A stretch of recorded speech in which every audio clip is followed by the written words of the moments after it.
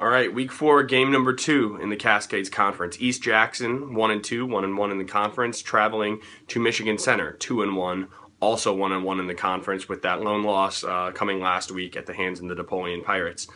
And this is a big one because I picked East Jackson for a pretty large upset win against Grass Lake last week, and that did not pan out.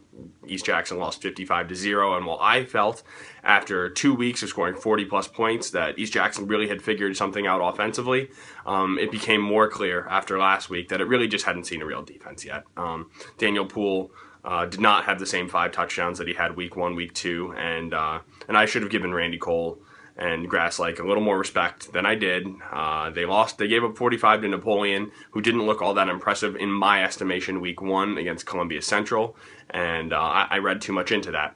So this week, I'm really not sure how East Jackson's going to score against a defense that is definitely better than Grass Lake's in Michigan Center. Michigan Center did lose Boomer Perry, middle linebacker and starting center on the offensive line, for what is believed to be either 6 to 8 weeks, if not the season. I mean, it's going to be right up against the end of the wall, and that was a big loss for Michigan Center last week.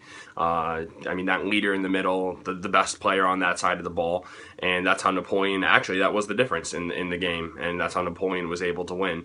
But it's a different injury that might really affect this one. If Dawson During can come back, I mean, he's just an electric playmaker for Michigan Center. That's who everyone was talking about at media days earlier this summer. If he could stay healthy and if he could be on the field, I mean, Michigan Center really doesn't have anyone else like him who's that deep ball threat. We saw Hunter Horsch get loose for a 53-yard touchdown last week, but that's not sort of his MO. Where with Dawson During, I mean, any play he touches the ball, realistically, he can be expected to take it to the house. He has that type of speed. So for East Jackson, I mean, these keys are going to be tough, but I mean, let Daniel Poole be the playmaker that he is.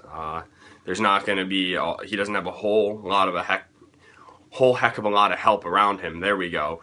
But I mean, he's athletic. You've seen him on a basketball court as a point guard. I mean, he can orchestrate an offense. He can read the defense. And while people might not think basketball transitions to football, in that point guard quarterback aspect, it can.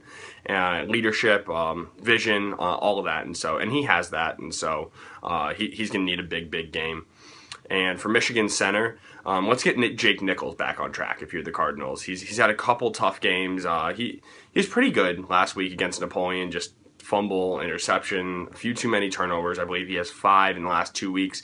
I'd like to see him take care of the ball a little better. And if he's able to do that, I don't see any reason for Michigan Center to struggle this week. And they should move to 3-1.